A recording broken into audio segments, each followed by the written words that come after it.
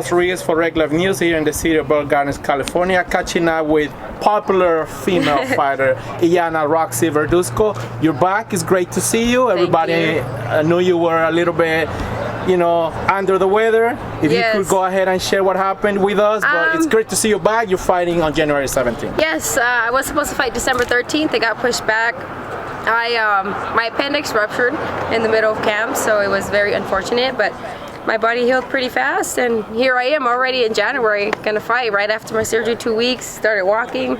Then the next 2 weeks I started jump roping and was like, I need to fight. Is it the fact that you're an athlete? Was that the fact that you healed up like an quicker than anybody else? For sure, an average person's 4 to 6 weeks, but I feel as an athlete, my body recovered fast. I did all the right therapies, hyperbaric chamber, red light therapy, everything, to make sure I recovered well and healthy, and my body feels good. I just had a lot of ups and downs, but I'm really confident in myself. You're fighting Lindsey Ellis, a fighter with a record of 2-1 from Tennessee. All of her fights were out there, so this is her first time as a pro fighting out of her state. What do you think of her? How do you think your fight will shape up? I feel like she's gonna go balls to the walls the first 2 rounds. She's gonna tira, but I feel once she feels my power, she's gonna respect it and just try to stay back. Just like the last girl, she was a pressure fighter and she started running. Davis. She started running the whole fight, so I just got to keep my composure. Don't try to go tira with somebody that's all they know. You want to be the opposite of what they do. So I'm going to box. And if she want to box, I'm going to come forward. You just mentioned that she may just be throwing nonstop, coming forward. I've seen a few of her fights. You got to give her props. Anybody that steps in the ring, you got to respect the fighters. Of course. But she seems to have a little bit of a stamina issues, just like you said. Definitely. She's only fought 4-rounders. She lost her last fight.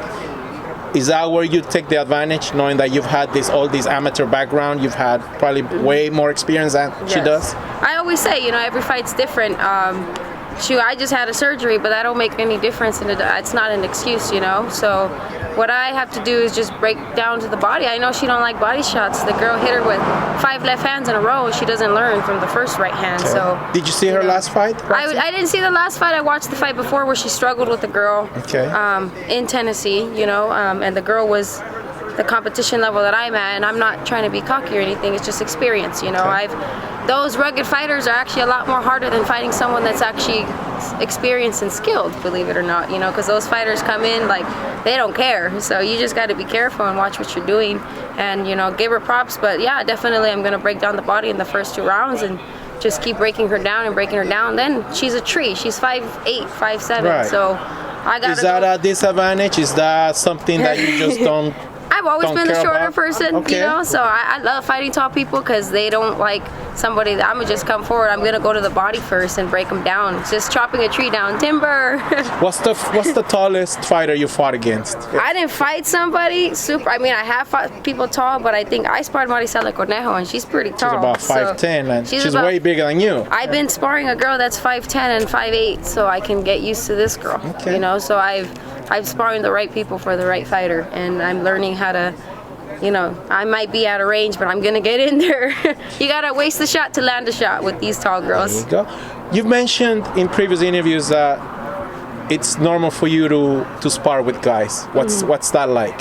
Well, that's how I ruptured my appendix. So, I learned my lesson. You took a body shot? Oh my God.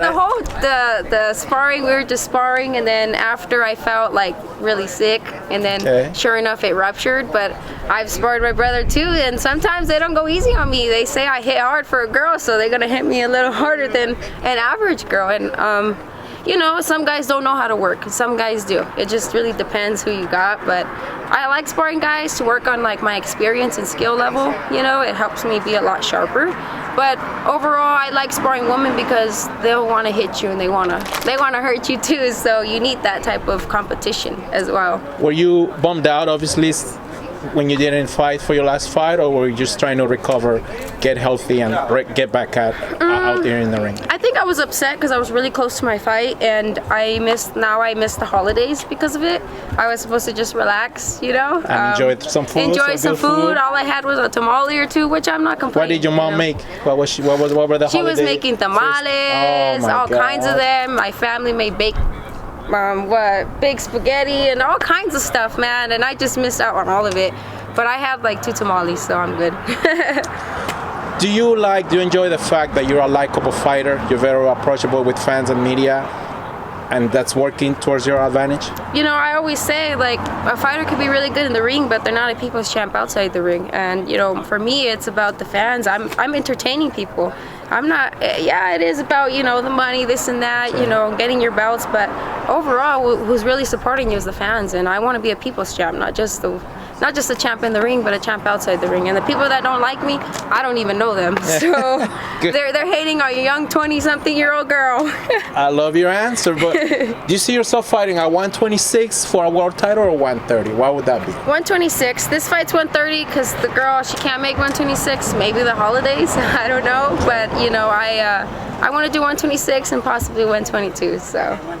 And 130. I want to go down, up, wherever the belts are at, wherever the opportunities are at. You know, my body can range from those weights. I'm strong enough to go up, and I'll be super strong going down. So definitely. And everybody that appreciates your talent, and it's glad to see you coming back. You know, welcome back again, Roxy Verduzco, ladies and gentlemen, fighting Lindsey Ellis on January 17th. Big fight for all female boxing out there. 3 female fights on that card, and of course, all those local fans out there are gonna love the fact that you are back. Thank you very much. Thank you so much. Don't forget to tune in. And thank you, Coach G, for everything. Always.